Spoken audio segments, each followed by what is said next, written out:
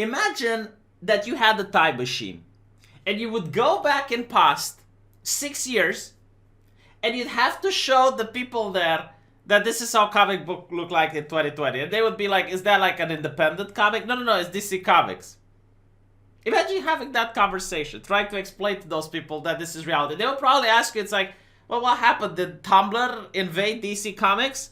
It's like, no, there is no more Tumblr. And yeah, I mean, you should be grateful that in this year it exists because it keeps the craziness contained. Now it's everywhere. Imagine like having to go at an exposition where you're having to compete with manga. You know, the Chad Japanese artist versus the Virgin American. It's like that joke. It's like, why did you bring this art piece among professionals? To shame it. To shame the art. That's the only thing that I can think of. No, seriously, like, this is what people used to draw like on Tumblr. I mean, I know independent artists that used to draw like this, but over time their skills improved. How are they hiring people on DC Comics? What is the level of quality design that you have? What did you do with the person that's supposed to be in charge of quality design, huh? Did you feed it to the HR lady? Like, what did you do with them? Where are they? Where are the people that are supposed to be in charge of quality? Oh my god. Okay, so let's look at this. Apparently, this is a comic book called Not Starfire. And we have our first look at the cover featuring Starfire's gay and goth daughter Mandy. Literally, before telling me anything about her, okay? Before telling me what her superpowers are, before telling me how she tackles crime, or why is she an interesting character, no, I find out that she's a homosexual. Is this like opening windows now and breaking doors? Like, what? Do you realize that there are more homosexuals in comic books than there are in real life at this point? I'm not even kidding. Like, I would be like, tell me when a hero is straight, because then that would be like, oh, you know, why the fuck do I care? It's like, look, let me put it this way. It's like me telling you that this is going to be Superman's son, and he likes fucking brunettes. Like, literally no one cares. Why are you bringing it up?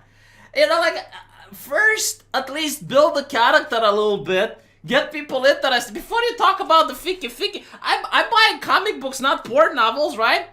Like, when I'm going to buy hentai, yeah, then I care a lot about what sexual orientation the character is having, okay? And what's in their pants. Then I'm like, that is the main selling point. But here you're trying to sell comic books. Do you know how they sold Starfire, by the way? Like, I remember it. It was a very interesting thing. It's like this sexy alien lady that looks perfect and orange, because orange woman good, comes on Earth. Do you know what's the first thing she does? She kisses Robin. And I'm like, why is this mamacita doing ara with Robin? All of a sudden, it's interesting. It's like, what is going on?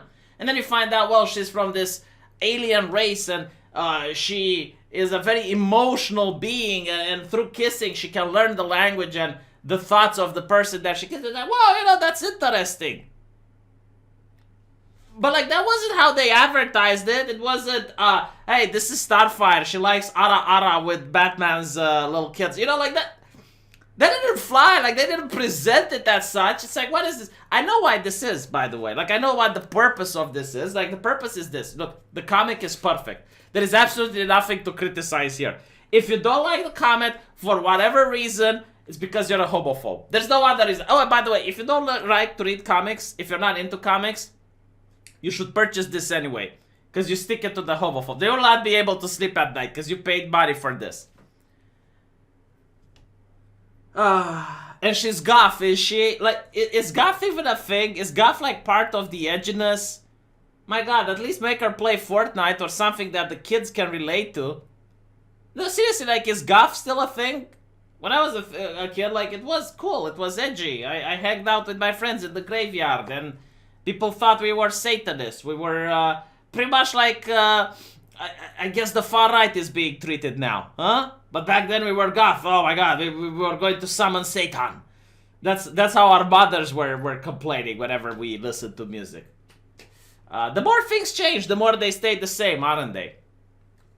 Yeah, back then it was like the parents would freak out if they heard you listen to Goff. Now they're freaking out if they hear you listening to Ben Shapiro or Jordan Peterson.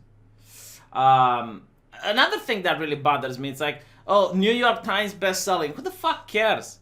Do you think the people who read the New York Times also read comic books? I am willing to bet that there's not much of an audience overlap. You need to not like did the HR lady eat the marketing team as well? Did they eat the people that are responsible for marketing? Because I get like the first one, the first casualty to go to the HR's lady belly was the quality control people, right? And now apparently she ran out of food again, so she went into the marketing department. Oh my god, you realize there's no audience overlap between the people who read the New York Times and the people who read comics. In fact, I'm willing to bet, like, if the New York Times would still have the balls to have a comment section, the overwhelming amount of people would find comic books to be childish, immature, and a waste of time. They don't have time for that. They need to go on the Twitter and say Orange Man bad. They don't have the time to read comics. The New York Times best-selling author. You know, like, like, are you taking these people of alleged renown in order to shame and humiliate them? It's like, oh, look, this guy can't even sell a comic. I'm even curious, like, if this is going to get more than 3 issues. No, seriously, because I don't care. Oh, best-selling, oh, blah, blah. How much do you get to sell? That's the question when it comes to comics, you know? When it comes to other stuff, maybe he is like Belle Delphine and can sell oppression to communists. But when it comes to comics, I'm looking at this. I don't want to buy this.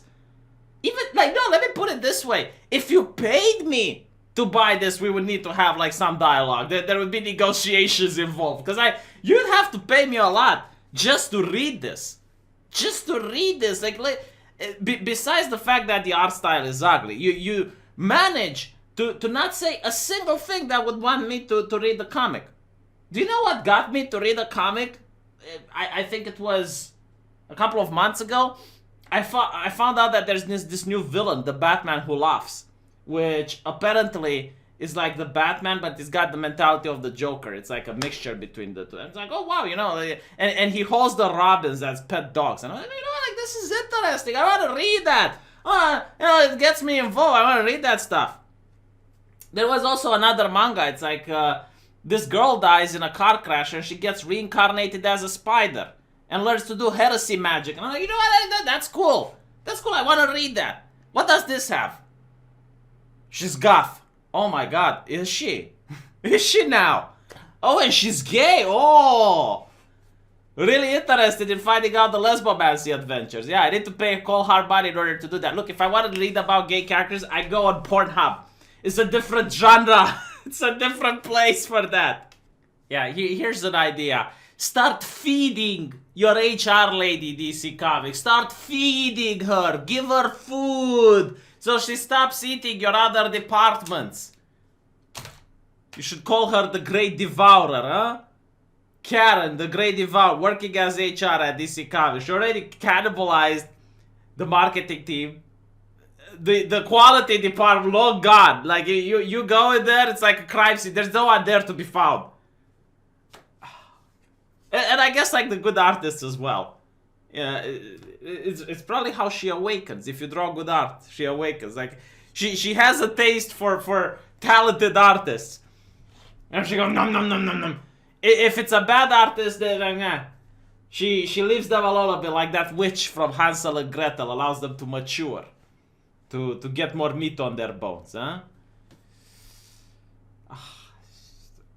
If you like this video, please share it around. It actually helps me. Algorithm doesn't do much, so word of mouth is just the only thing that pushes my channel now. And let me know what you think. I'll be reading from you guys in the comments. Like, look, I got, how many subscribers I got on this channel? I got over 10,000, right?